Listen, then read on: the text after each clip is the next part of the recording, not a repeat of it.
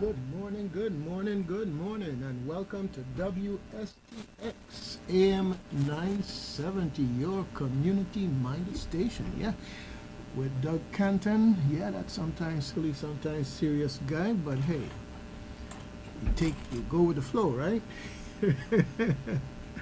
All right, fantastic. I hope you've had a great, fantastic, outstanding week so far. I hope that you've done at least one random act of kindness in our community or your community, wherever you may be. Uh, yeah, all right. And folks, I can tell you, just about anybody could tell you, hey, one of the things that is almost a definite that you're going to come across is challenges. Some people call them problems, whatever the case may be. But just remember one reassuring thing, okay? Problems are proof of life. You there? Oh, yeah. So, there's a lot of things going on this week, so we're going to jump right into the community calendar in a minute. But I would like to, before I go into what's coming up, just talk about what's a couple of things that already have passed, okay? One of which was the uh, the town hall meeting that we had last night, which I will talk a little bit more about because what took place there was a very, very interesting. And before that, we had uh, the expo, the disaster preparedness expo, and that I was hoping to have a first-hand commentary. Maybe I'll get it via a call. How that went. Yeah, all right. But it's important. You see what's happening in Maui. You see what's happening right now in Florida. And hey, I don't want it to be the Virgin Islands, but if it come, we gotta be prepared, right? That's the key thing, to be prepared. All right, good thing. Okay. Ah, town hall. Town hall. Okay. Um, there's this push by the governor's office to come up with uh, a legislative paradigm under which properties in the Virgin Islands that become abandoned or otherwise blighted, that there's a mechanism by which those properties could be fixed up or at least brought to a point where they take away the blight from their respective neighborhood. And one of the things in it is that nobody's property would ever be taken away from them, and that's good with me. That's the most important thing. Another aspect of it is that they come up with this concept of a individual organization.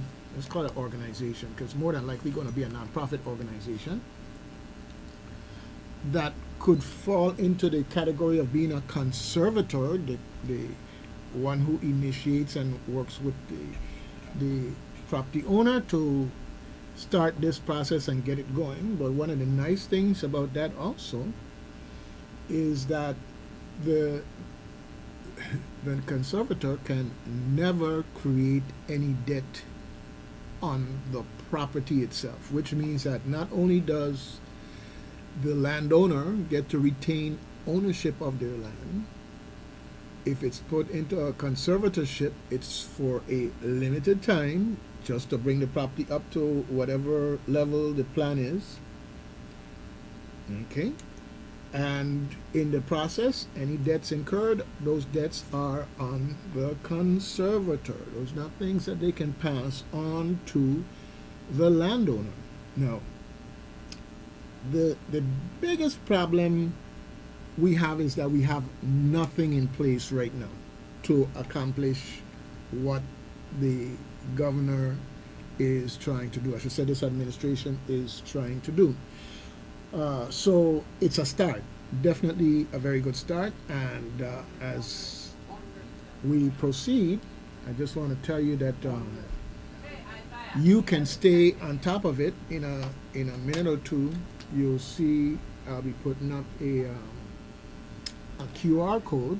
Okay, so see that QR code now. So if anybody can see me here on YouTube or on WSTX, if you scan that QR code, it will give you the ability to make comments and to sign up for updates. Updates to what? Well, they're working on this legislation. They've got a draft. They've been through about 4 different versions of it. I've had the opportunity to participate in that critique process along the way, and I think they're making some progress that everybody should have their heads up, because this is something that could potentially be a windfall for our community if we do it right. And I don't put it past them to quote unquote do it right. Okay? All right. So, that being said, I have a couple of other comments here. You know, when you have a town hall meeting, it's the town's hall, not a particular individual's hall. Okay? So, I mean, folks, if you have a personal issue, you gotta learn how to leave your personal issue at home, or at least maintain it in a way that is fitting for what it is that we're there to do. Because if a person is testifying or having their turn to speak, and the governor or one of his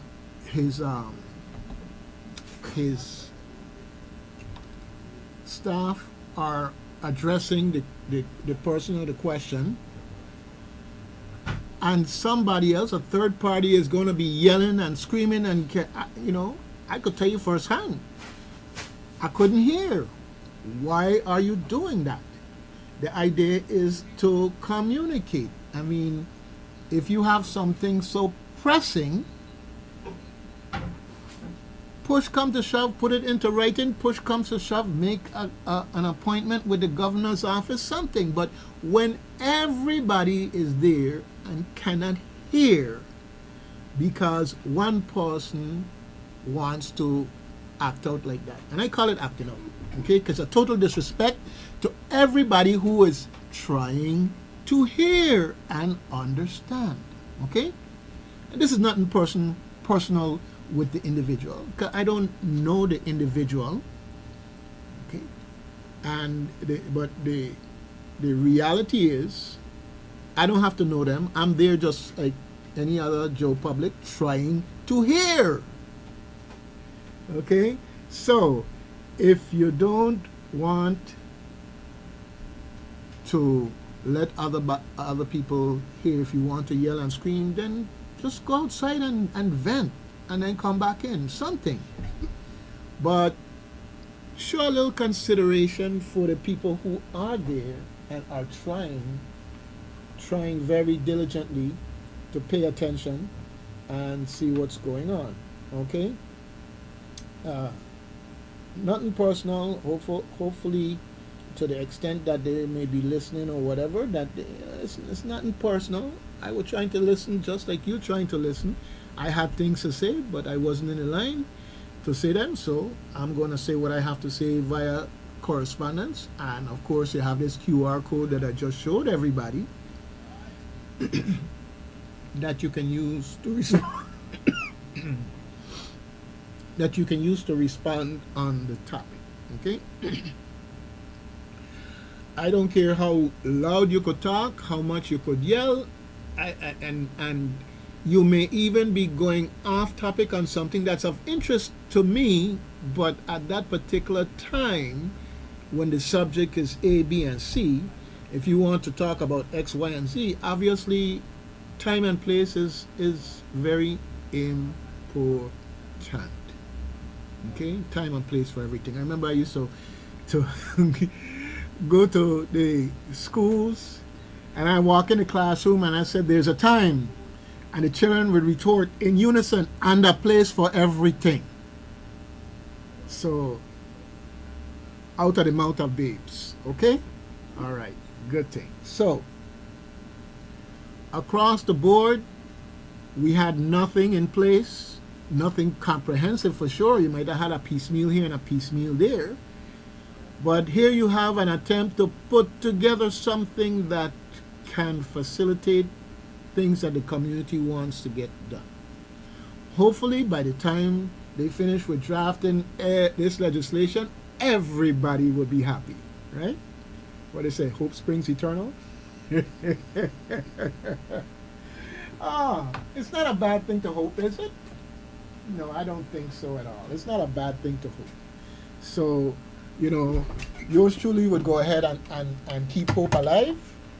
And if you see a need to be on life support, I hope you call the ambulance so that hope could get some proper attention and live to see another day, or maybe even live to see the thing that we are most concerned about come to fruition, okay?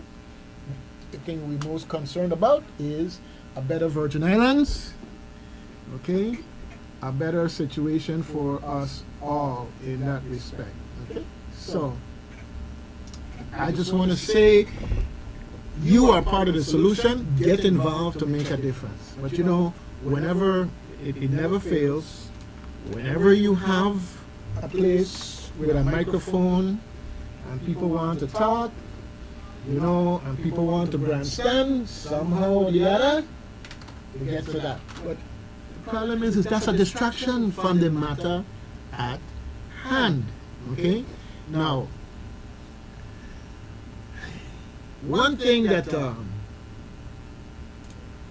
that I heard for the first time, when I say heard for the first time, it's one thing to be aware of it, but to hear it come from the administration for the first time, okay?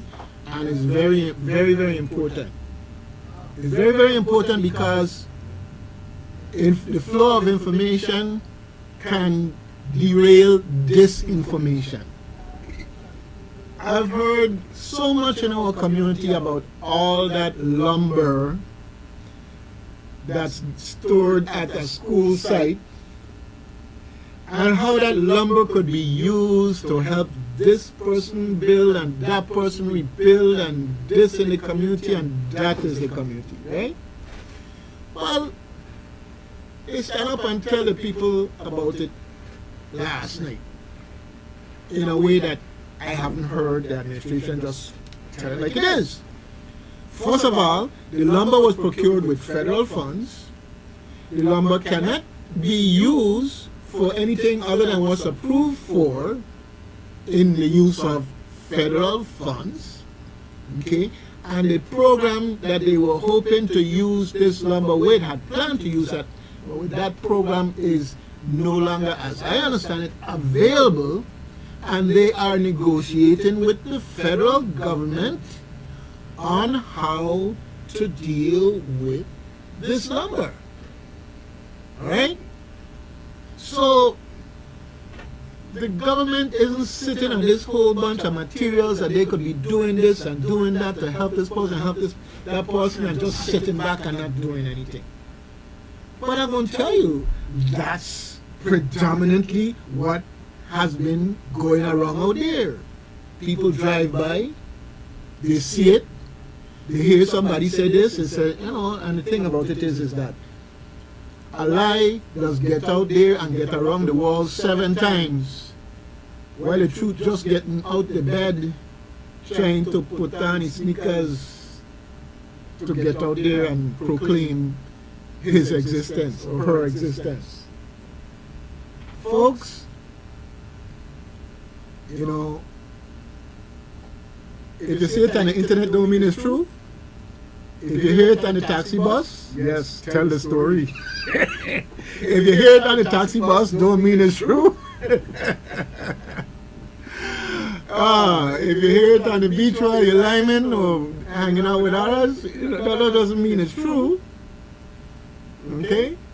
So seek the truth for yourself. Okay? and don't become ensnared in the untruth. That's all I would tell you about that. Okay. Overall, I thought that the presentation was very informative.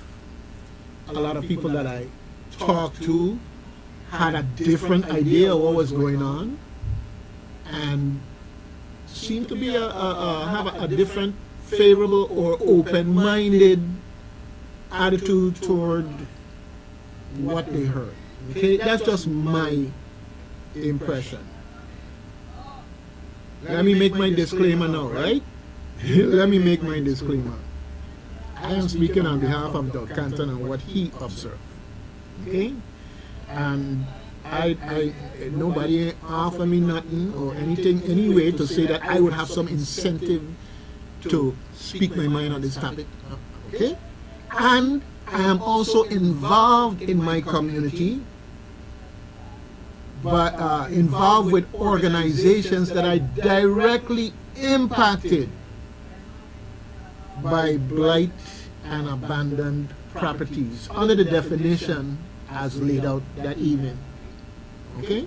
So, I have every right, just like you do, to step forward and observe, learn, ingest, ask questions, and form my own opinions and beliefs.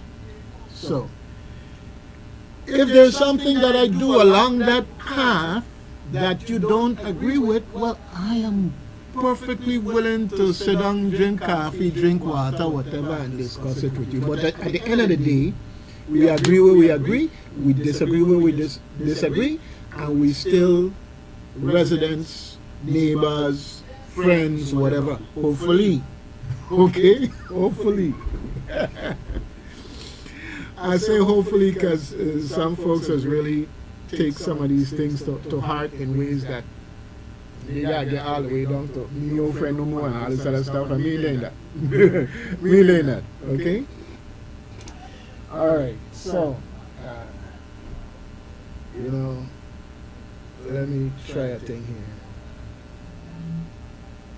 Okay? So, I know what it is, but okay. So, moving right along, not on yet, but moving right along. Take the time to find out about this legislation, this work in progress. I call it work in progress because they're drafting up something. And they've been through 4 drafts so far. They've taken input from folks in both districts, folks who are impacted by way of that. You have the businesses and nonprofits and that operate in that particular area, and other individuals. And now they're wanting to bring it out to a broader level of input. So they had a plan of how they were going about it in terms of keeping it real and getting input, not running out to the public with one big thing one time to find out, oh, we didn't think of this. Oh, no, they're going through systematically trying to get information to help in what would be the final draft. But now that they're at this stage, I would highly recommend that you check out the QR code, flash it with your camera, iPad, whatever the case may be, and put your name down to get a copy of what will be the first draft coming out to the public. Keeping in mind, a draft also has to go to the legislature, of course, members of the public also, so they're going to get it that way, as well as sit down as hopefully as a group, and see what they can do to make it better. Now, another good thing in the plan as it is developing is that the whole process goes through the court. Now, some people will say, well, the court are already overwhelmed. They got so much going on. How are they going to handle this too? Well, the administration and the courts are talking about that situation, and they are working on a solution if it means to create additional judgeships specifically to deal with probate and this conservancy project that they're working on for this legislation, okay? Then if they're addressing these issues, we have a real chance of a successful program going into place. So, a lot of the concerns were directly addressed. I'm sure there are others. I'm sure there are those that I haven't thought of.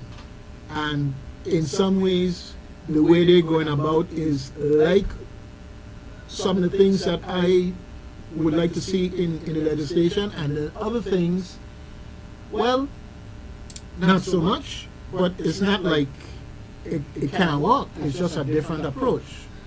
Just a different approach. For instance, the funding that can make this possible, these partnerships with nonprofits to be conservators in these type of situations,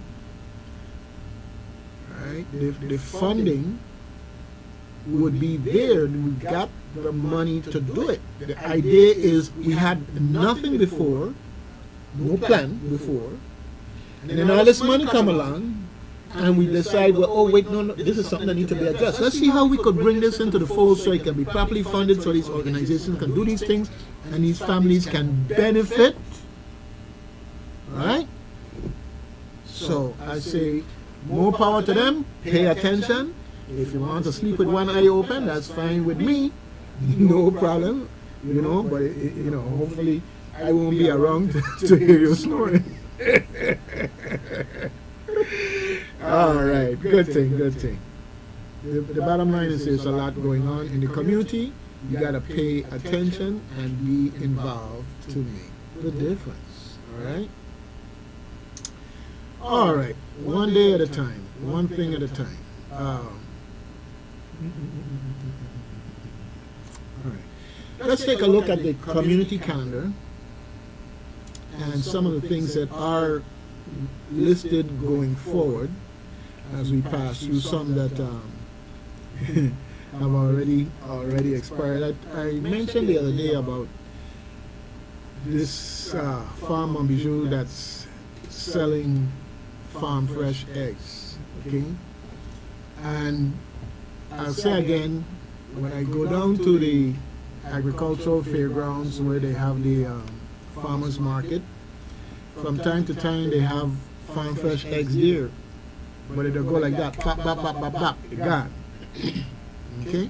So, if you're not in a position where you can make that trip down to the farmers market in a timely manner, just know that you can make a phone call and order your eggs. Area code 340-332-4555. Farm Mom Bijou. Alright? Good thing. I want to repeat that the Virgin Islands Architecture Center for Built Heritage and Crafts is hiring. They're looking for a manager of operations and finance to work in conjunction with the board of directors and other consultants to oversee the renovation of the old barracks property, okay, to oversee the implementation of pilot and internship programs, to implement strategic goals, and of course to manage finances. Now, you may ask, well, okay, old barracks property, where is that? Okay. Well, if you're coming into Christiansted from the west and you come all the way down to the waterfront and you bank the corner and you're heading up the road there, like you're going to Dyer gas station, all right, dog. Ain't no Dyer gas station no more. It's a restaurant. Anyhow, so much for good old-fashioned Crucian directions, right? But anyhow, as you're coming up that road on your left-hand side, you know there's a monument there. If you didn't know, please, there's a Marine Corps monument on the side, real big and bold, and it fits, can't miss. And after it is what a nice being refurbished building that used to be the town wheel. Yeah, so right across the street. Right across the street. They got it boarded up now so that it looks nicer and everything else. But right across the street, you see some buildings there with Danish architecture built by people right here in these Virgin Islands that somehow has been languishing, and they want to bring it back to functional, useful, education-oriented life. Right? Didn't know that was going on? Well, they're working it in a way to partner with Denmark to be a contributor to the funding of it, and the VI government, and a connection to UVI as an extension campus facility. Yep, it's got real possibilities. I just want you to know.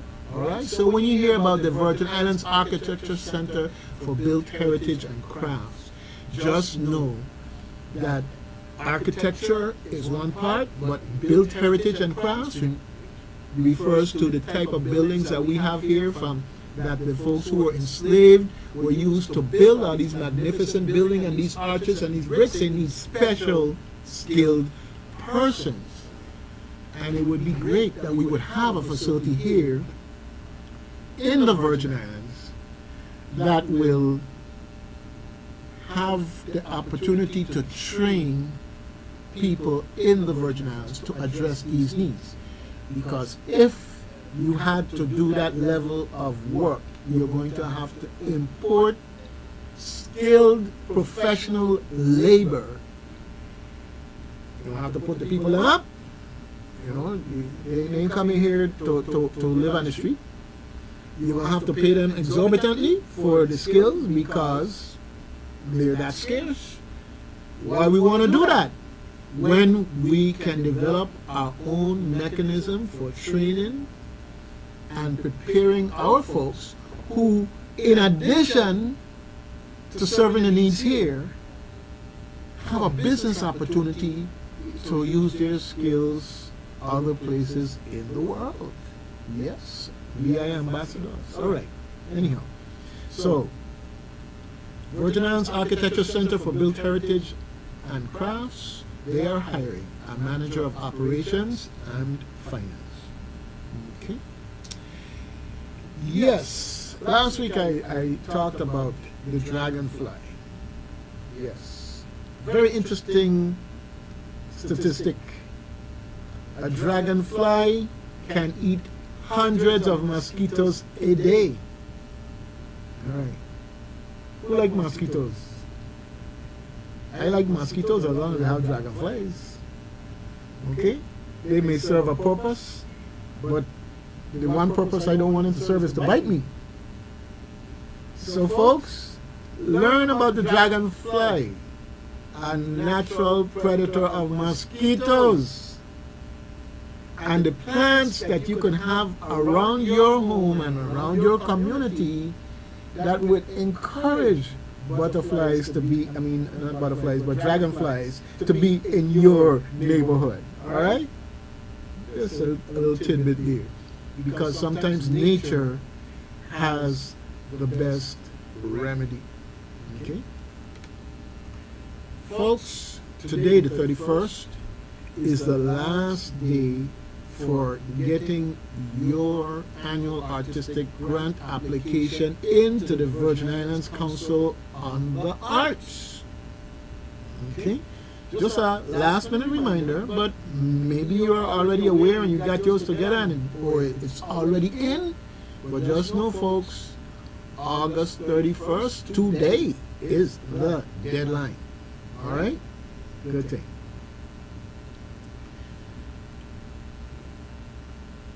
This coming Saturday, firewalkers are at it again. All right, yes. From the Frangipani Shanty to Windsor Farm Trails to Canaan Ridge Road and back to Frangipani Shanty. Yes. They tell you be there by 4:30 a.m. Warm-up starts at 4:45 and the walk begins promptly at 5 a.m. sharp. All right? They always ask you to walk with at least one bottle of water. I would say to you, walk with two. You never know who you might be able to help out. And for those times when the walks are happening when it's kind of dark or whatever, you know, walking with a flashlight and wearing a reflective jacket, yes, that's optional, but it's not such a bad idea. Okay? For updates, please visit their Facebook page, Firewalkers St. Croix VI. I'm going to bet you that if you just type in Firewalkers in the search box, that it'll pop right up. Okay? Good thing. Yes. Have you ever heard of Jazz Vespers? Yeah, St. Croix Reformed Church puts on Jazz Vespers, and Jazz Vespers has been known to perform in other churches also, but hey, in this case, the St. Croix Reformed Church is excited to announce the return of Jazz Vespers to their church, and that's this Sunday afternoon at 5:30. I'm going by the date that I got this. Okay, if there's anything in the date that has changed, please let me know. This Sunday, and they are welcoming Howard and the Troublemakers for the first time. Yes, yes, yes. And they have Yoshia Daniels on the saxophone, Devin Carrington on the bass, Vernon Douglas as a drummer, CJ Baz as a singer, Kevin Rames as a singer, and Howard Phillips on the keyboard. Yes. As always, they want you to share this information, invite your friends and family to plan to stay for a time of refreshments and community following the performance. All right. Okay. Now I'm going to tell you, they do a free will offering to cover the cost of the event. You know, hey, the musicians got to eat too, right? Oh, yes. Any extra goes toward the Community Assistance Fund, and that fund is called Hand to Hand. Okay, the Hand to Hand Fund. All right, so they're looking forward to seeing you on Sunday, 6125 Estate Lorraine, Jazz Vespers, 5:30 in the afternoon. Now, when I say 6125 Estate Lorraine, that might be a puzzle for some people. So I'm going to do my best with my good old-fashioned Crucian directions. Okay?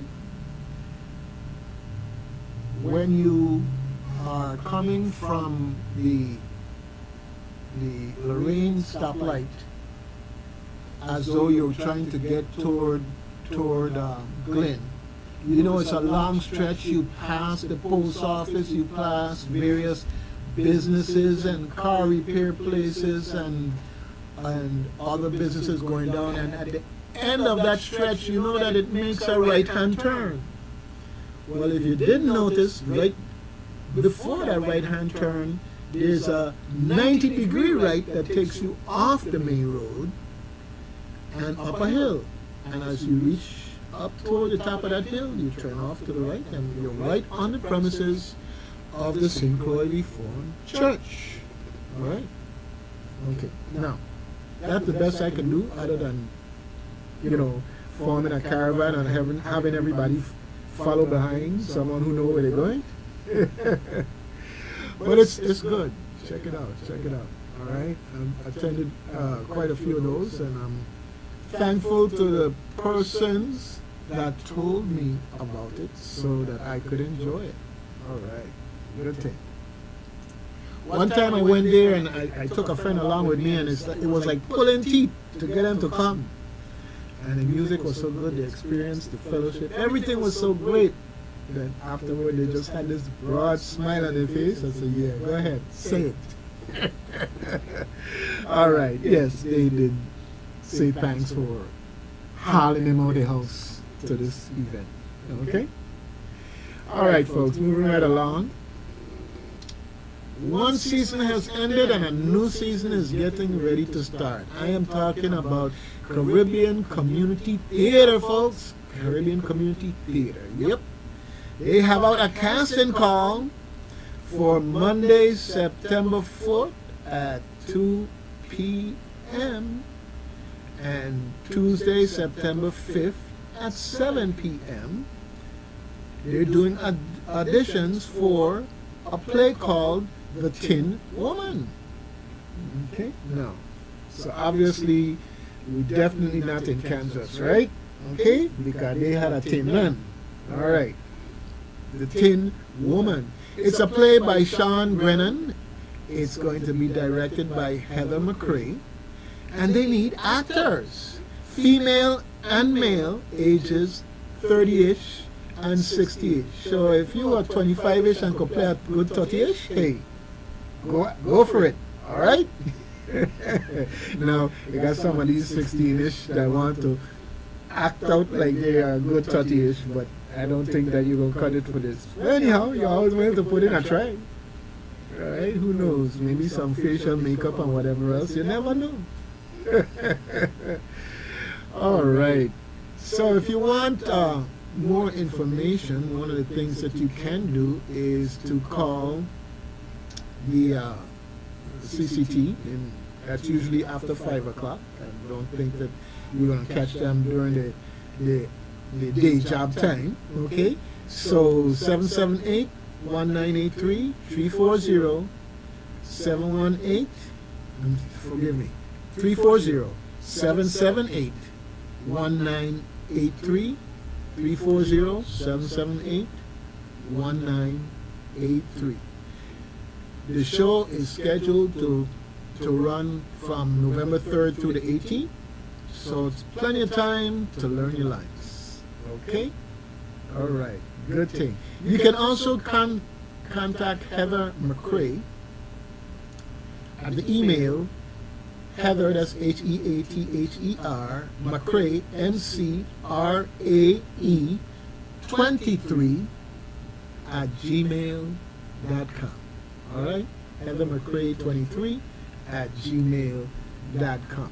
I'm going to tell you, I am really looking forward to this season. All right? I don't take my advice, you know. I tell people, bind your belly and walk with some tissue, because it's going to take you on a roller coaster of laughter all the way down to pulling out that piece of tissue every now and then. Okay? Good thing. Good thing. Yeah, it's great that we have this type of entertainment available here in St. Croix. Now, on a more solemn note, September 11th through the 15th, September 11th through the 15th is Prisoner of War Missing in Action Week. POW/MIA Week. Yes. September 11th through the 15th, POW/MIA Week. All right? Good thing. We have to recognize those people who made the ultimate sacrifice and weren't even able to return because somehow or the other, through the circumstances of war, they are missing in action. You have those who suffered through being prisoners of war, including those who didn't make it through the prison. They are deceased before they were able to even return, but we recognize all prisoners of war. Veterans, stand up and be counted once again. Community, stand up and be counted once again. September 11th through 15th, POW Missing in Action Week. All right.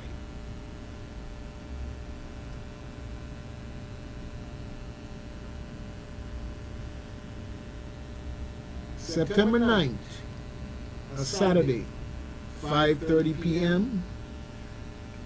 There is a suicide awareness walkathon, and it's going to be from Altona Lagoon Pavilion to the bypass, past the police station, heading back into Christiansted Town, and then back to the lagoon.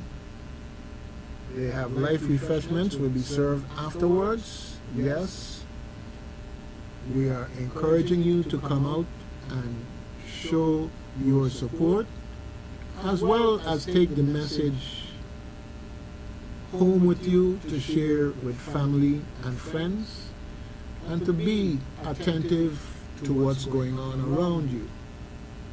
You know, when you hear about suicide, for many people it is about somebody else. It's about wondering on what happened in that person's life that caused them to go that route. Well, you know, we have to be more sensitive and aware in our community to try and recognize when a person is in that type of crisis where they are vulnerable. And we want everyone to know, hey, folks, you are not alone. When it gets to be that deep, there are people here to help, people to talk to, even the national crisis numbers that are in existence. Okay? All right. Okay. Dr. Amanda Holmes, wellness physician, and the organization Beautiful Dreamers will be on site to share information and distribute local resources. Okay? For more information, you can contact Charmaine at 340-513-7147. Now, the best for the best, not the last, the best for the best. Leo Emmanuel King, whom Leo Emmanuel King Services is putting on this suicide awareness walkathon. But Leo Emmanuel King, a son of our soil, once upon a time, I used to have a youth organization called Sea Breeze, and he and his sister participated in that, where we learned about computers, digital cameras, culture, all kinds of interesting things that they found interested and made their way there on a Saturday, okay, to do. And so in that sense, I have that personal connection, just like many other people have that personal connection. And that reminder that yes, this thing called suicide got these tentacles that reach out, and no one is safe. Don't think in terms of being safe. Think in terms of being attentive. Think in terms of being an ear. Think in terms of maybe giving someone guidance in terms of who they can talk to. If you're not the appropriate person, you don't feel that the situation is within the scope of what you have to, being offered to that person. But it's a serious thing that we as a community have to take ownership of and put ourselves forward in a way that we can make a difference. Even if it's just for one person, make the difference. All right? So, the Suicide Awareness Walkathon this Saturday, Saturday, September 9th. So you see me out there walking in advance and walking again, just know that, hey, it's something that despite what the reason why we're doing it, I am definitely excited about seeing this type of thing happen in our community, because community awareness, the village, is something that in every way that we can revive. Please, let's get together and do it. All right. Another USVI, yes, is having a casting call for a movie that they are putting together for our young people to participate in. The name of that movie is through their eyes.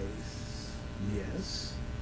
We have everybody else talking about the youth, and it's like, hey folks, we gotta get up and open up our ears and create a scenario in which we can hear from them what's on their mind and how they see things. And what better way to start with knowing about your history and being able to present your history to your community and the rest of the world through their eyes.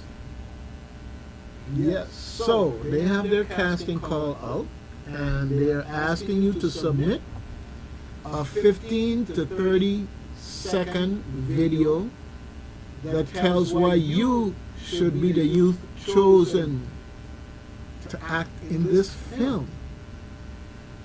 Once you put together that 15 to 30-second video, email it to anathacastingcall@gmail.com.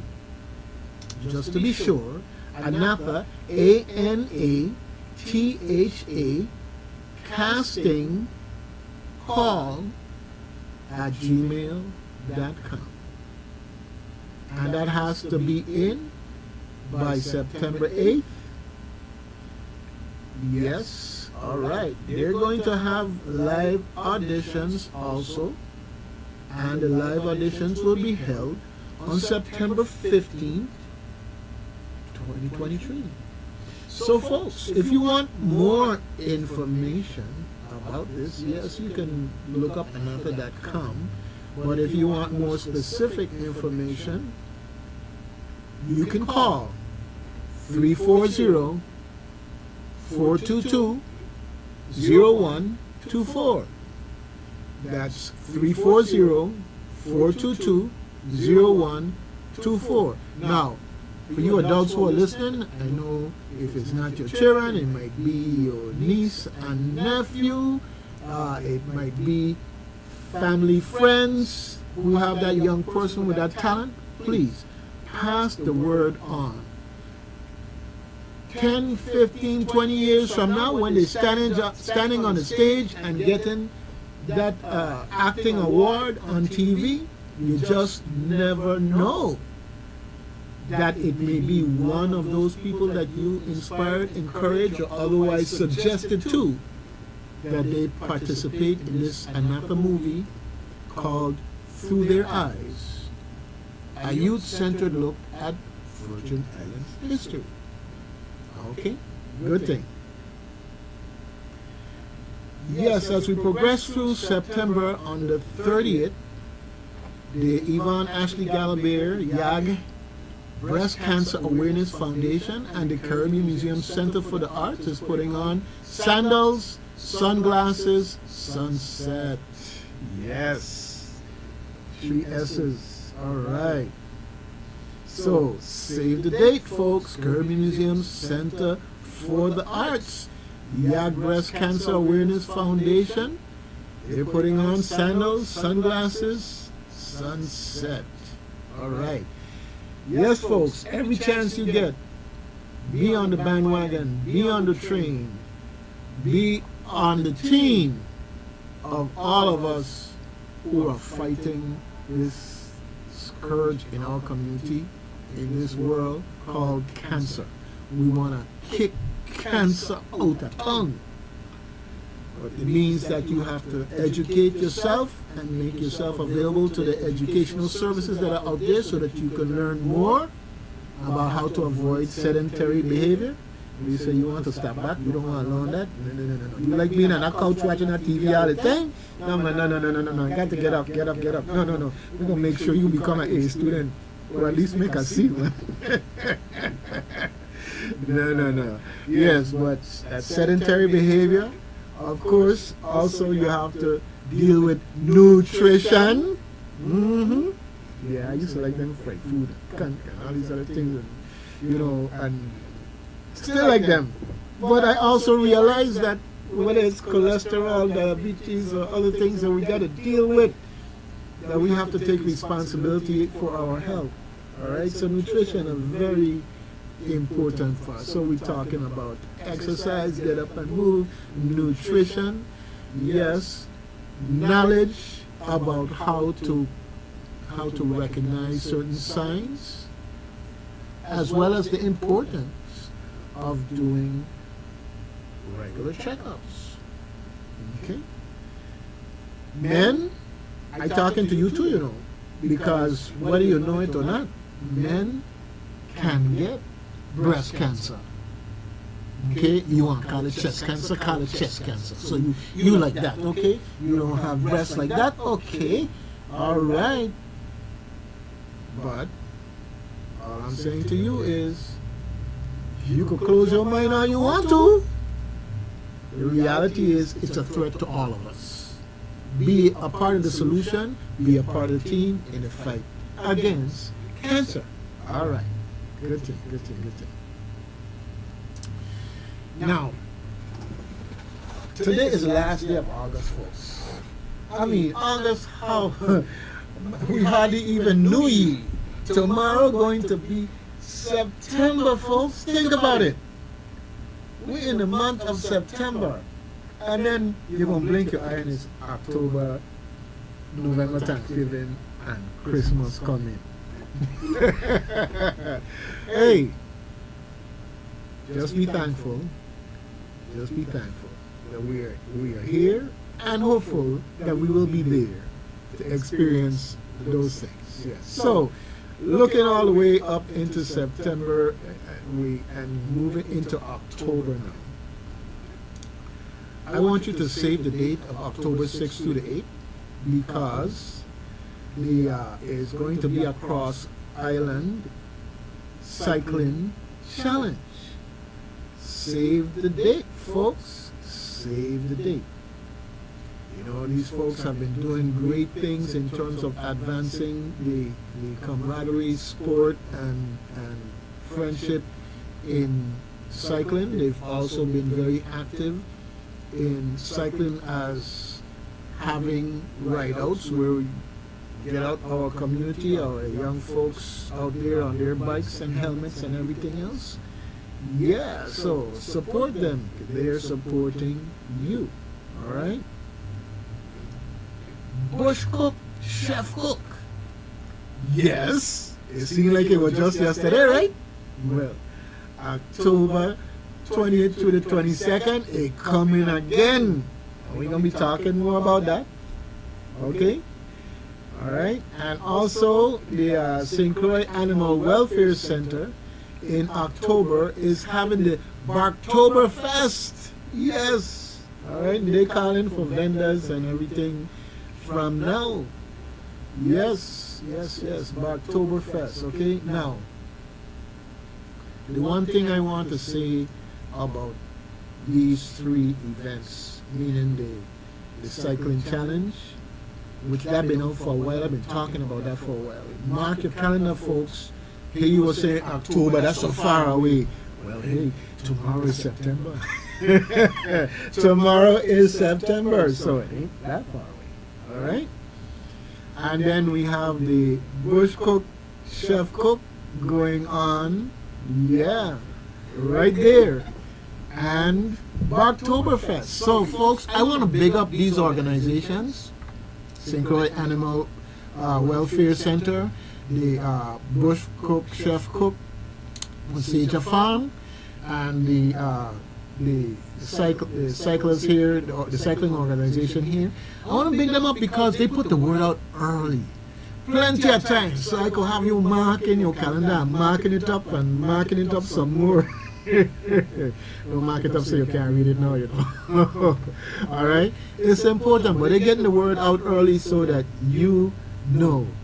And then there's one in particular that we're going to come back to talk about. It's the Caribbean Green Technology and the Center for VI Energy Office's second annual Energy Fair. And we're going to be coming back in a minute. We're going to be taking a break here for our advertisers and supporters that help us to keep this community-minded program going. All right, so I will see you in a minute. AM 970 WSTX and more continuous music variety. Now that summer is over and children are heading back to school, drivers need to use extra caution. Oliver Exterminating Reminds you to stop for school buses that are loading and unloading students. Obey all school zone speed limits and crossing guards. Watch for school buses stopping. Be on the lookout for children darting out into the street. And remember, if you're driving your own children to school or anywhere, make sure that everyone buckles up. It saves lives. This message is brought to you by Oliver Exterminating, located Peters Rest, St. Croix. Call 340-773-1630 for more information. Rockers Running. Didn't you hear the news? It's here. The long-awaited first annual Virgin Islands Reggae and Caribbean Music Festival. That's the first annual Virgin Islands Reggae and Caribbean Music Festival, presented by Rockers Running. Sunday, September 3rd. That's Labor Day weekend at the Bethlehem Old Sugar Factory on St. Croix. Labor Day weekend, Sunday, September 3rd. Featuring international superstar Queen Ifrica. Trilogy. Sharice King. Excalibur. Virgin Islands own Shambi and the iRoots Band. Icarus. Mr. Birdcall. Nova. Ikasia Jennings. Desiree. Respect One. Bashan. Simplicity. Rash Shiloh. And on the ones and twos, DJ, hosted by Prince Kalunda. It's the first annual Virgin Islands Reggae and Caribbean Music Festival at the Bethlehem Old Sugar Factory. Labor Day weekend, Sunday, September 3rd. See you there. HH, Tire and Battery. HH, Tire and Battery. We know St. Croix is tired of replacing tires every year, damaging tires and constantly having flat tires. It costs you lots of time and money, and there is a better solution. HH Tire and Battery sells Cooper tires and has for over 55 years. Used tires and low-quality tires may seem like a good choice, but in the long run, Cooper tires can withstand the daily punishment. Cooper tires also look and feel great. Your vehicle deserves the best tires on the road. Stop by our shop or call us today at 778-5962 to see what Cooper tires we have in stock for you. And we can always special order tires quickly if needed. HH, Tire and Battery. HH, Tire and Battery. For service that you can trust. AM 970, WSTX, Christiansted, Frederickstead, and the Virgin Islands.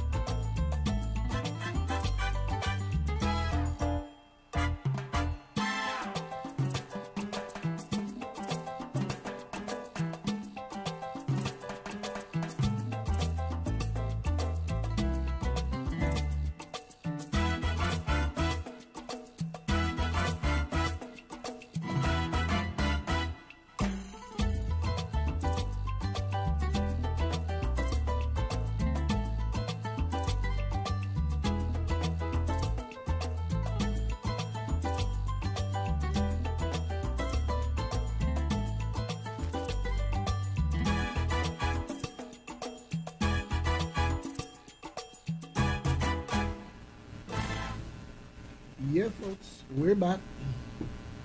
We're back. Didn't go too far, but we're back. All right. So we're progressing up through the month of October, and we ain't done yet. We ain't done yet. Okay. We ain't done yet because I'm gonna talk about this, and then I got my icing on the cake to talk about after that. So, all right. Going right up through the chronological. October 15th is National White Cane Safety Day, October 15th, and we're going to come back to talk about that in a quick minute here. I just want to round out October and then we'll focus on that, okay? So, I want you to know that on October 28th, there is the Caribbean Green Technology Center and VI Energy Office's second annual energy fair. Now, I am talking about it on this show, and I expect to be having some guests in here later. Well, I should say, don't rush things though. Tomorrow is September. In September and October, all right? So just keep your ears perked for when they're going to be in here to talk about what's going to be going on at the second annual energy fair. This year, it's going to be at the St. Thomas UVI Sports and Fitness Center. Yes, it's going to be at the St. Thomas UVI Sports and Fitness Center. The theme is accelerating resilience in the VI. Accelerating resilience in the VI. Now, why would you be interested in the second annual energy fair and what they would be showing there at the energy fair? Well, I know someone who has a house where their hallway is always lighted and they don't get a bill for that because when they had their house refurbished, they put in these special filtered reflectors that would bring in the light, sunlight or moonlight, into their hallway. And no, they don't have no issues with no leaking this here or that there or anything. Okay? A simple concept of having some small, if you want to call them windows, there's not windows in the sense that they don't open. Okay? But the sun comes in a way that doesn't create any bunch of heat in the place and lights up this hallway. So the hallway is always lighted as they move back and forth. Okay? Now, there are other more in-your-face type of things like the use of solar panels and inverters and net metering or independent solar generators, so that in the event that WAPA is down for more than a day, you could not only have electricity in your house, but you could have it without having the drone of a motorized generator in your and your neighbor's head. Okay? Just little things that are food for thought.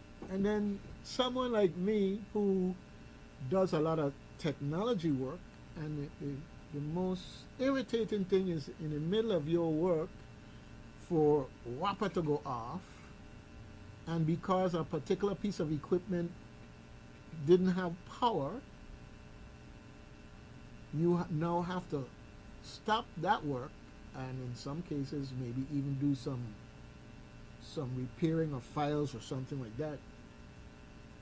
I mean, the bottom line is if you do that kind of work, you got to have backup power. You got to make sure when WAPA go out, as a minimum, you have the UPS that can keep the machine on for the time necessary for you to shut down everything, or to keep your machine on so you could keep on working as though, you know, WAPA didn't make a difference. Okay, that's what it comes down to. Okay? The greatest threat in our islands is the belief that someone else is going to come and save us. Think about it. Energy, food, whatever. If your dependence is on oil coming into these territories, food coming into these territories, other things coming into these territories, the fact of the matter is, the reality is, the possibility of war, the possibility of the United States being involved in a war and diverting all its resources toward that effort are very real. But you don't even have to think about war. Okay? When you know about things like the great caldera explosion that happened in the United States that blew out the middle of the United States and blanketed the rest of the United States with ash, and the fact that it could happen again. If something like that happened, you know what the focus is going to be in the United States of America. It's going to be about their recovery. And things that otherwise they could send to the Virgin Islands, all of a sudden are going to be restricted. Now, if you don't have oil, you can't run your generators, oil meaning gas and diesel or whatever else. So, with all this heat, how are you going to produce your ice? How are you going to run your air conditioning? These type of things. Okay? Now, that's just from the energy aspect of it. I was talking with someone the other day because I do composting, and it's just amazing. When you really pay attention, it's just amazing how much food waste goes down to Anguilla, our local dump site. And that food waste is something that through composting becomes new and nutritional soil for the growing of plants, food, whatever the case may be. It's just amazing. And there are those of us who would go to the various hardware stores and buy soil. No, I'm not telling you to put the hardware stores out of business. I'm just saying help yourself. If you could spend $50 on soil, or $25 on soil, and the other $25 are saving because you do composting, then composting makes sense, right? You got to have all of these different strategies. So I mentioned the second annual energy fair because it is important. It touches us all. And yes, it's going to be in St. Thomas this year, the UVI Sports and Fitness Center. And some of us from St. Croix will have the opportunity to attend, as well as those who will be there to present. So pay attention. Pay attention to what's going on, and don't take it for granted. Now, I want you to look at what you're being offered and make sense sometimes out of things that aren't so sensical. For instance, we're making this headlong jump into electric vehicles. I think electric vehicles are, in general, a good thing. But sometimes when companies make something, they make it so that they generate other streams of income. For instance, With a traditional motor car, it's not just owning a car. You got to pay for the gasoline. You have to pay for the oil. You have to pay for the air filter, the oil filter, for coolant, all of these things. So there are all these different things that are built in. So the reason why we don't have electric cars like day before yesterday is because the powers that be made sure that electric cars aren't available because they want to sell you the oil. The same oil that's contributing to global warming and everything else. They're selling you what they want to sell you. Now that they've made enough money on that and they've bought up interest in all these car companies that are making these electric cars so that they could share in the profits of sale of electric cars, now they're more open to the sale of electric cars. I don't know if you thought of it that way, but that's exactly the way it is. All right? So you have a choice to do what they want you to do, or you have a choice to maybe do something different. Okay? And that's just looking at the cars, the electric cars. But now, there is another process of making electricity where electronics splits H2O into H and 2O.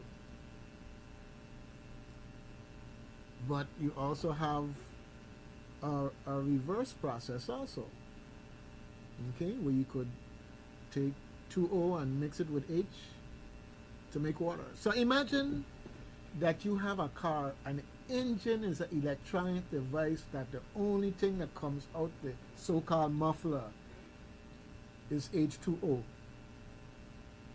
Think about it. The technology exists, but the reality is that there is a economic incentive to go with those things that maintain the multiple streams of revenue in oil, filters, all this other stuff, right? Okay. The other sad thing is that when you produce a car that gets you 100 miles to the gallon, and they're going to charge you $100,000 for a compact car that does that. But they'll charge you $30,000 for a full-size car that gets you 25 miles to the gallon. Think about it. It's just like how you could go to fast food and they tell you about things like cholesterol and all these other different fats and stuff that affect you through fast food. But when you go to get good food, the good food costs more, or in some places you have what they call food deserts, where the fast food and other less healthy things are readily available. You go to some cities and it's like every other store is a liquor store, but you can't find a supermarket. It's all about economics, folks. It's all about economics. Folks want you to buy what they want you to buy to continue making the money, and they want to keep you where you are, so that now you have to drive an extra distance to get to a supermarket. No, that may not affect us as much here in the Virgin Islands because we're only but so big. But those policies and those thinkings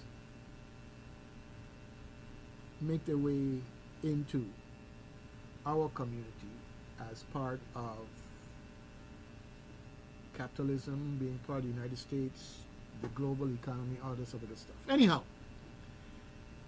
it might seem kind of out there to think about those things, and you are dealing with with? Well, I got to put food on the table. I got my children and homework to deal with, and I got a pothole then to deal with, and, and so forth, and so on.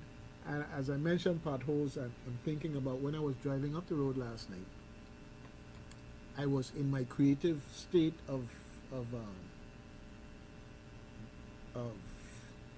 dealing with these lights, potholes, the potential for accidents, and everything else. Okay, so with that, let me move forward now to another very important topic that should be on your calendar, so you know about the October 28th annual energy fair. So we're going to rewind and come again in more detail this time about White Cane Safety Day. Okay, National White Cane Safety Day on October 15th annually celebrates the achievement of people who are blind or visually impaired. The day marks the importance of recognizing the white cane. Now, I would usually have here in my studio someone who could show you the white cane, and then you could see them also to make sure they didn't try to hit me with it. Okay, but anyhow, my good friend Jared Evelyn, you know, he's visually impaired, and I, of course, was telling him that's just code talk for saying you're blind. Okay, in our banter between us. Anyhow, and he is one of many people here who are visually impaired, here in these Virgin Islands, who are visually impaired. The chances of you bumping into one of them or coming across one of them or whatever is as simple as taking the Vitran bus, shopping in the grocery store, walking down the street, and yes, crossing the street. Now, imagine if you just for one day had to wear a blindfold, where everything you do, every move you make, everything that you need is dependent on your ability to hear and navigate without the use of your eyes complementing that effort. Think about it. Imagine. And the more you think about it, the more you can't help but have respect for, okay, respect for those people who are visually impaired, and the recognition of their right to have a good life just like everybody else, down to a simple thing as being able to cross the road, being able to enter your store. Yeah, they don't shop, they don't spend money too, just like everybody else, okay? And maybe it's something you didn't think about that way, all right? And I say that, I know this lady, she and her husband gone to the restaurant, okay? And they're sitting down there to eat, and the person comes up to the waiter comes up and asks him what he would like, and then proceeds to ask him what would his wife like to eat. And he says, he's been in training. he know he don't want the locks changed on him like that. Okay, he says, maybe you should ask her. Right? Simple little things as having preconceived ideas that cause ordinary people who never thought about it to interact with someone who's visually impaired in a way that suggests that somehow or the other they're helpless, and they're far from being helpless. One of the most interesting things, the more you get to know Gerard, for instance, is that he can teach you things about the iPhone that will amaze you. Okay? Okay, he can program, okay, what's the word? Oh my goodness, I just had it on the edge of my tongue. Anyhow, one of these electronic sticks that you stick in your computer so you could get all of these different channels and different programs and so forth and so on. He can program one of those better than most people I know who can see. Right? And he is an entrepreneurial resource in that regards. He can also train other people. So when you see him or anyone else walking down the street using that cane to navigate, not holding on to anybody's shoulder, being independent, when you see someone like him, don't just make it a passing glance. Remember, the only difference between you and Gerard or anyone else who is visually impaired is that ability to see. And that cane, as well as other senses, makes all the difference in their ability to navigate. So it might be a simple thing as them trying to cross the road.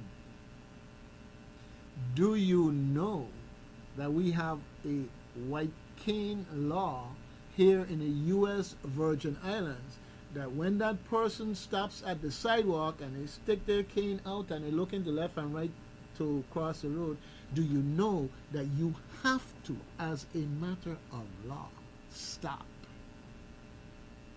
Okay? Yes, you have to stop. And if you see that person in a situation crossing the road that could be detrimental to their health, that you have an obligation to assist them so that they can make it clear of the danger to get to the other side of the road. Okay? Now, this happens in all kinds of ways. You know,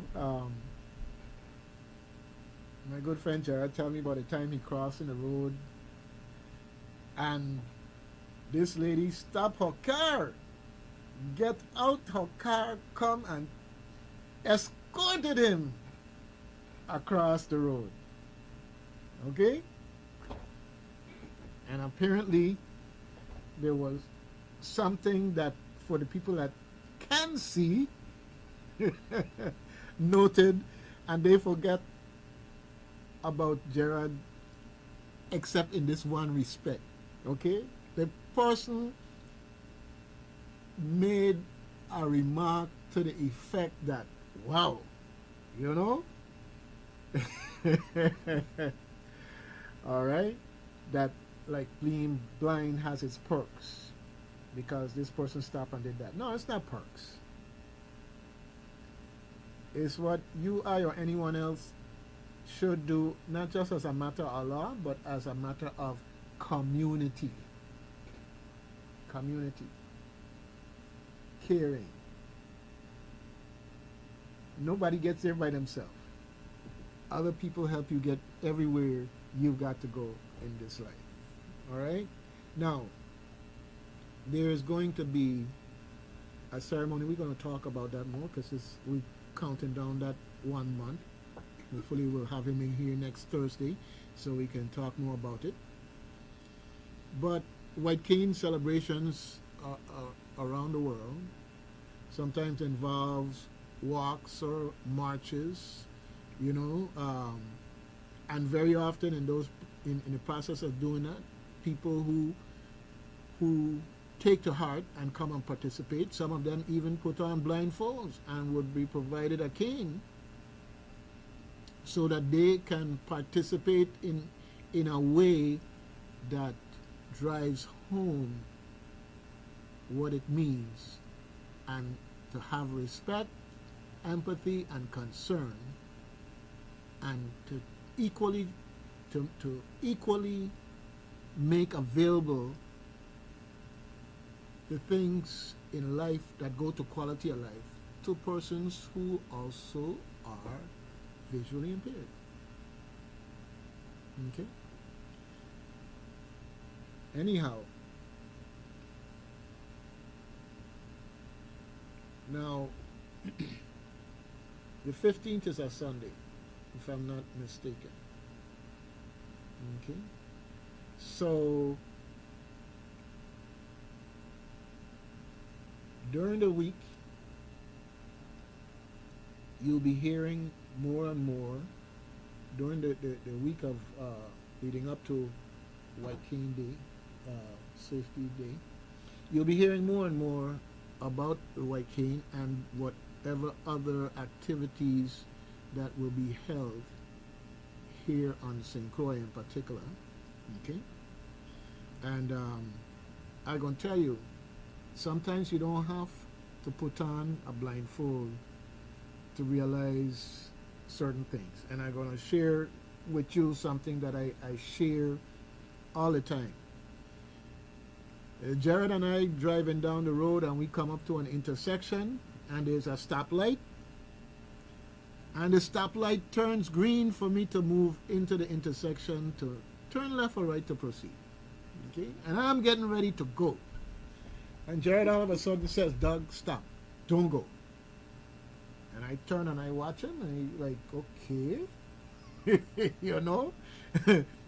I drive it, but you tell me stop, don't go. I stopped. I didn't go. And sure enough, within seconds of that, here comes his car. Whoosh! Right through their red light. Okay?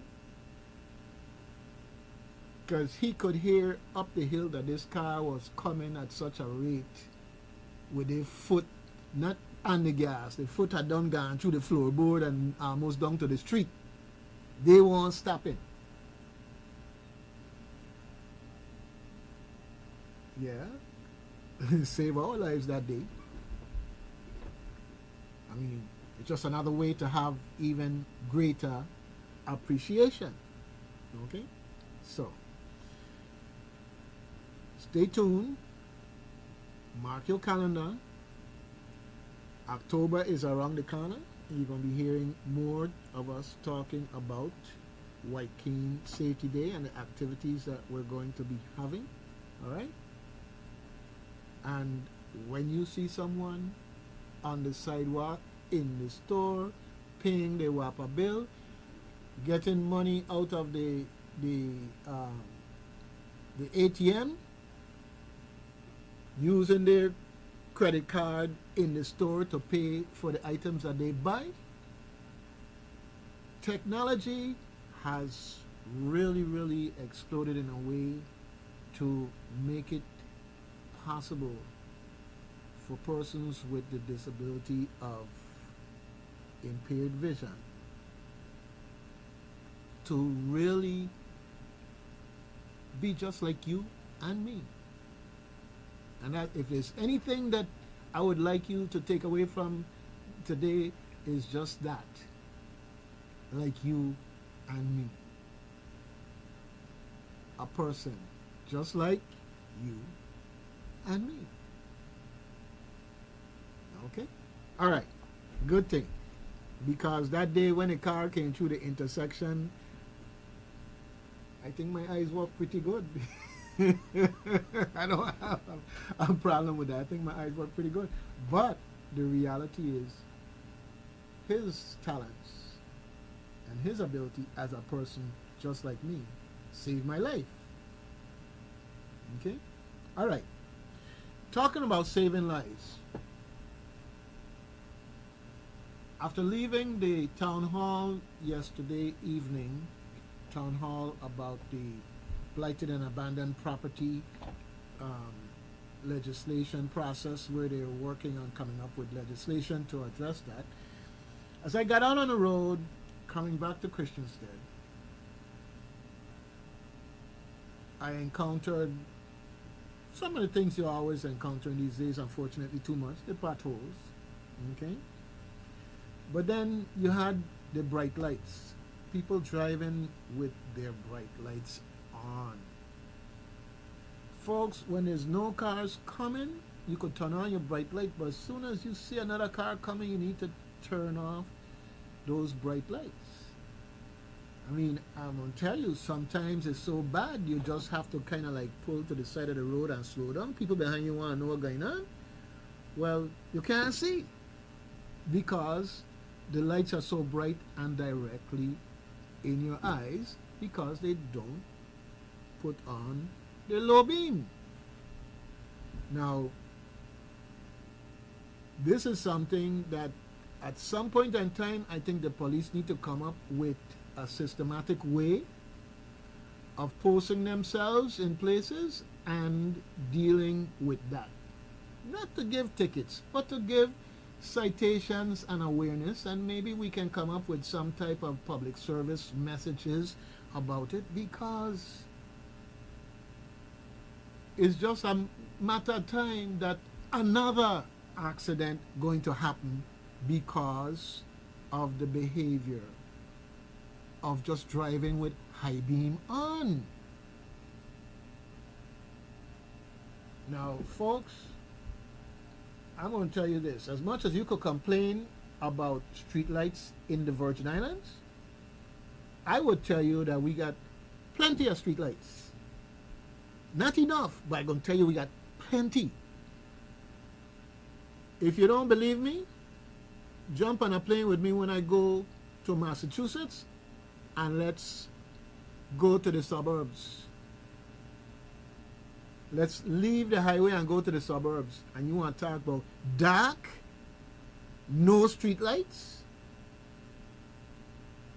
And you have an opportunity there to use your high beam. So I know about no street lights in that context, and high beam and what it's used for. But this thing of people just driving all the time, they turn on the car and they just put it in high beam and just leave it like that. We need some type of reminder to people about small things like this, little things like this. Okay? On all stations, TV, radio, because you want to catch people wherever they are, and no one medium has everybody. We need these type of messages. If I had to say one thing to Public Safety Traffic Division, to maybe to lobby more and get community support for the funding necessary to make more of those kinds of public service announcements. Okay, because we need it.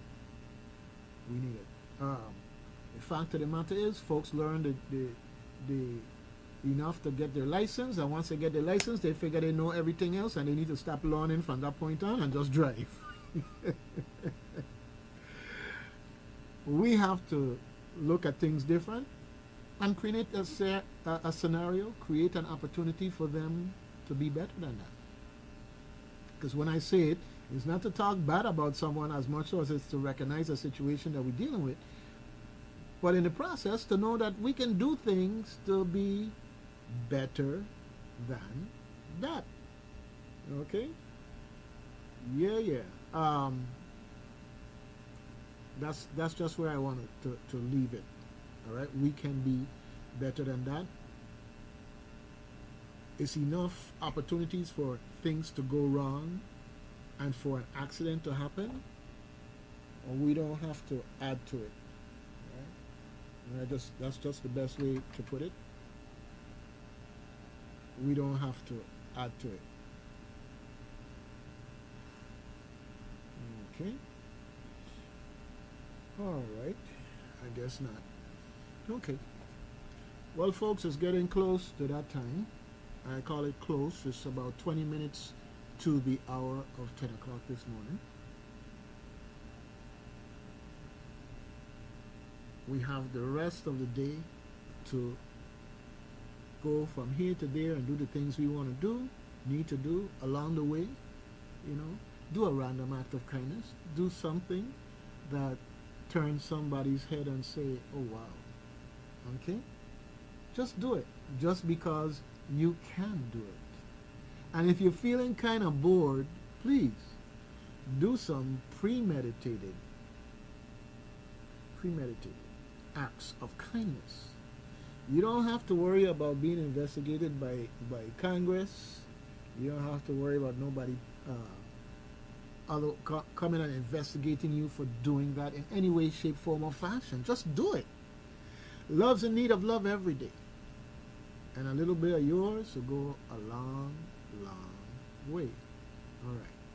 Now, just in closing out, I just want to do a review of the community calendar real quick. All right. I'll let you know that the folks at the Virgin Islands Architecture Center for Built Heritage and Crafts is hiring. They need a manager of operations and finance to work in conjunction with the board of directors and consultants to oversee the renovation of the old barracks property here in Christiansted, to oversee the implementation of pilot and internship programs, to implement strategic goals, and to manage finances. So you can send your letter of inquiry and resume to the Virgin Islands Architecture Center for Built Heritage and Crafts. Now, you know that there are a lot of old buildings that have Danish architecture, a lot of arches and the use of bricks and special stonework.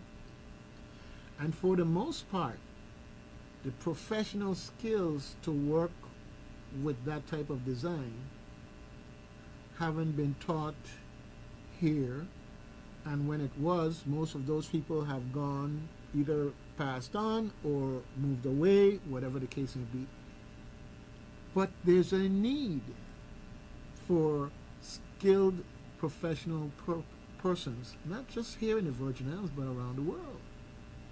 And so when we start training people here in the Virgin Islands to be able to service our buildings here in the Virgin Islands, we're also training individuals to be able to go out in the world as VI ambassadors of our built heritage skills and crafts. So keep in mind, the Virgin Islands Architecture Center for Built Heritage and Crafts is what I call an initiative to meet those needs, to also create an educational institution that can be an extension of UVI and jointly funded by the U.S., Virgin Islands, and Denmark, and the federal government.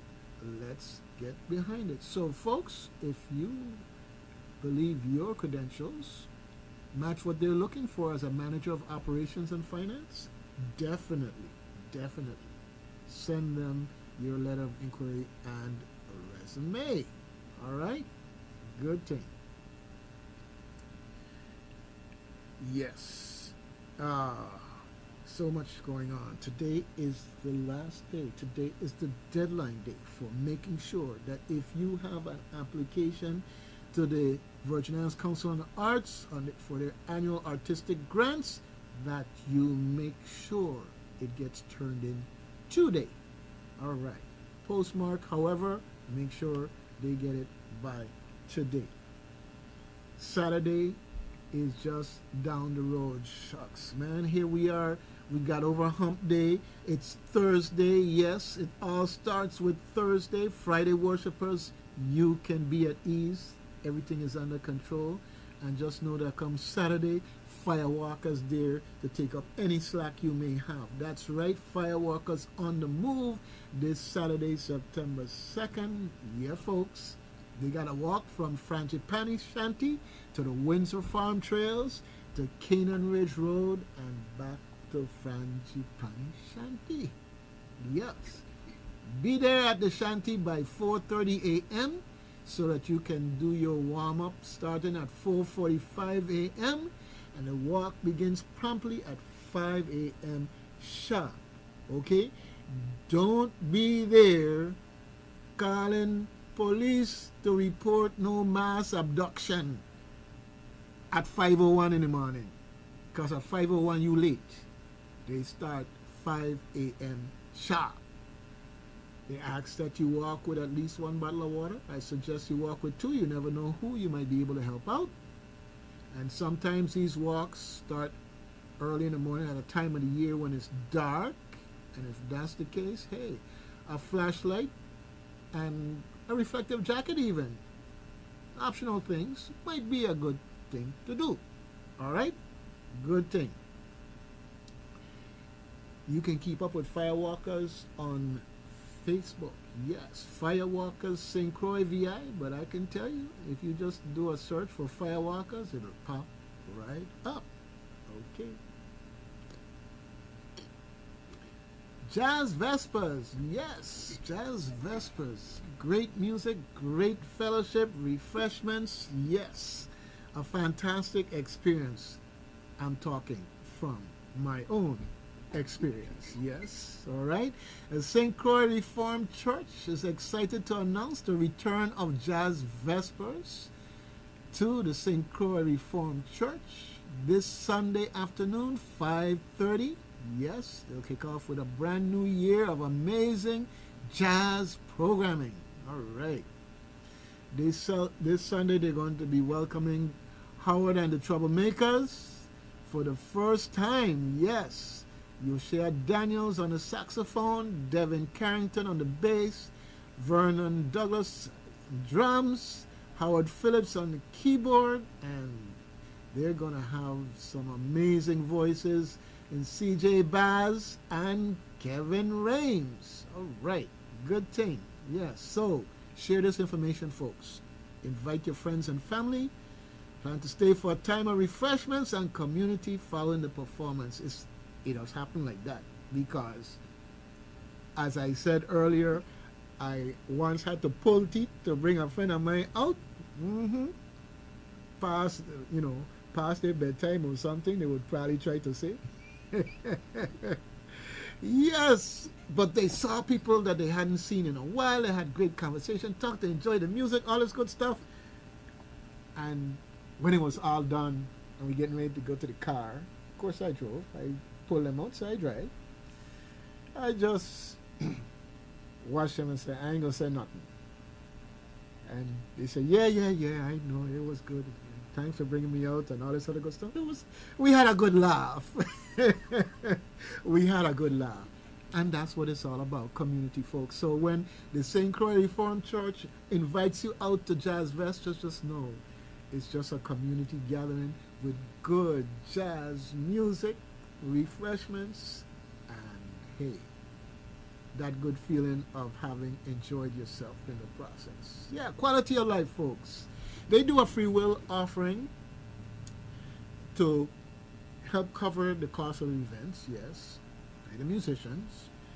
If they receive more money than what would go to pay the musicians, then they place that money in a community assistance fund that's known as the Hand-to-Hand Fund. So it's all about supporting your community in more ways than one. All right, so I'll see you there on Sunday. And you say there where? Well, the official address is 6125 Estate Lorraine. Okay, now one of these days, and I hope sooner rather than later, you're going to be able to put 6125 Lorraine in your phone and let the GPS take you to Jazz Vespers. But I don't think we're there yet. So I'm going to give you some good old-fashioned Crucian directions, hopefully to help you get there. Okay? Now, we're going to use the Lorraine stoplight intersection as a reference, and you're going toward the Kings Hill Post Office, not Kings Hill, Kings Hill Post Office. So if you come through that stoplight going toward the Kings Hill Post Office and you pass the Department of Justice and the other car repair and heavy equipment all along the road there, that road goes all the way down straight until it reaches a slight bend to take you toward Glen. Okay? But you're not going to make that slight turn to Glen. Because just as you're reaching that turn, there's a 90-degree turn off the main road that takes you up a hill. And when you get to the top of the hill, it's a right turn right into the St. Croix Reformed Church. All right? Spread the word, folks. I think the word is already out there. But, hey, you just never know. Somebody is visiting the island and they heard these old-fashioned Crucian directions and were able to understand it, or you help them to understand it and find their way there. Because I have never, ever run into a situation where someone came to Jazz Vespers and didn't leave with a smile on their face. No. Okay? If it ever happened, I don't want to know. But I'm just saying it's been my experience. All right? Jazz Vespers at the St. Croix Reformed Church. All right. Good thing. There's more going on. Yes. One season has ended and a new season is starting at the Caribbean Community Theater. And from what I see, their first show is going to be in November. But you know, that show that you enjoyed with all the acting and the humor and the other emotional things, that strings that they pull when they get up on their stage and do their thing there. Yes, all of that takes time and practice and learning your lines and everything else. So they have got out a casting call for Monday, September 4th and Tuesday, September 5th. On the 4th it's at 2 p.m. and at the 5th it's 7 p.m. Okay? For auditions for a play called The Tin Woman. All right. Nothing about Kansas in this one, because they had the Tin Man. This is the Virgin Islands, and we got the Tin Woman. A play by Sean Grennan, directed by Heather McCrae. And they need actors. So, you got that kind of a skill? Hey, they need you. All right. They're looking for female and male ages 30-ish to 60-ish. Okay? But if you got that 25-ish look, that somehow with a little makeup and a little, other stuff that they put on to put on a play, maybe a fake beard or something, mustache or whatever, that you might look that 30-ish, hey, go for it. Go for it, all right? No. I know some 16-year-olds thinking that they got that 30-ish quality, but I don't know that they could hang with that. Anyhow, if you're interested, you can get in touch with Heather McCrae, the director, using the email Heather McCrae. McCrae is spelled M-C-R-A-E, Heather, H-E-A-T-H-E-R, McCrae, M-C-R-A-E, 23 at gmail.com. All right? Now, if you're better with a phone number than an email, let me give you a phone number for Caribbean Community Theaters. 340-778-1983. 1983. All right? Well, this is for a show in November, but hey, you got to start working on those lines from now. And I see we counting down our last 4 minutes here. I want to remind you that POW, Prisoner of War, and MIA, Missing in Action Week, is September 11th through the 15th. September 11th through the 15th. All right? Yes. And the walkathon, yes, the Suicide Awareness Walkathon that's being presented by Leo Emmanuel King Services. That is scheduled for Saturday, September 9th. Starts at 5:30 a.m. Starts from Altonan Lagoon Pavilion to the bypass, past the police station, heading back into Christiansted Town and then back to Lagoon. Light refreshments will be served afterward. Definitely make it a point. Dr. Amanda Holmes, wellness physician, and the organization Beautiful Dreamers will be on site to share information and distribute local resources. All right, good thing. I want to remind you that there's an opportunity out here for our youth to be on the big screen. Yes, ANATHA, ANATHA, USVI presents the film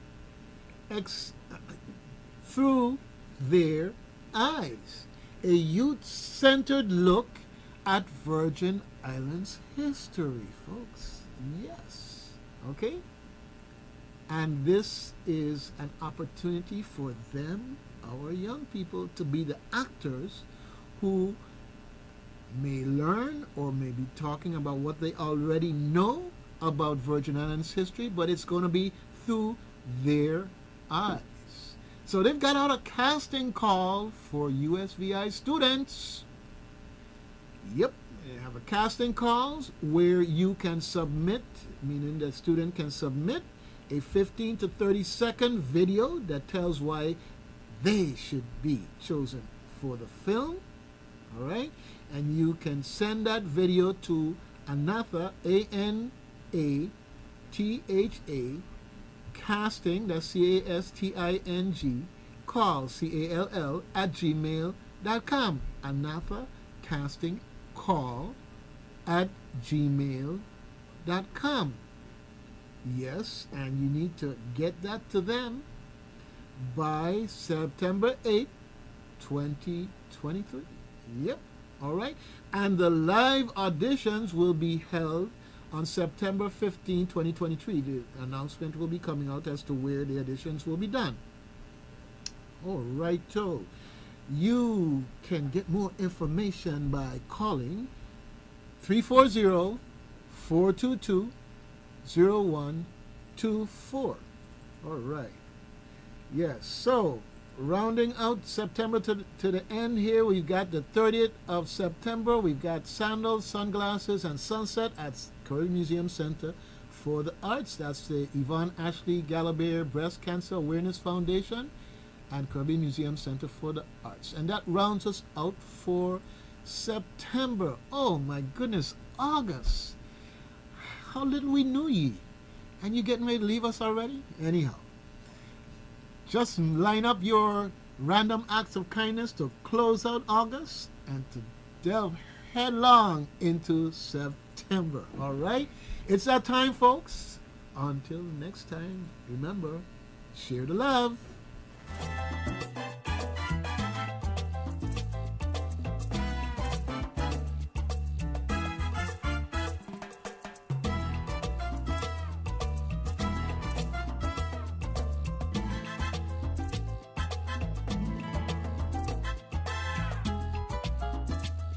AM 970 WSTX.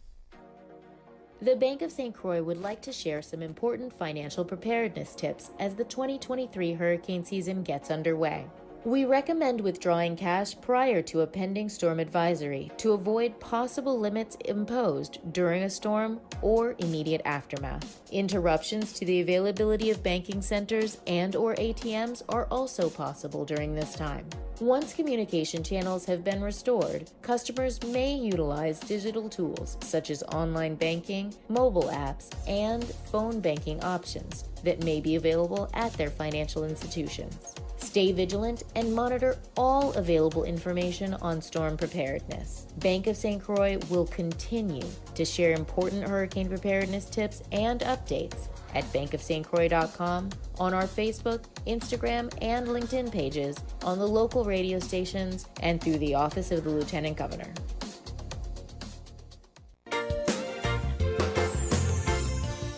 Natural Products, 53 King Street, Frederiksted, St. Croix, across from the Old Gorse Pharmacy. 340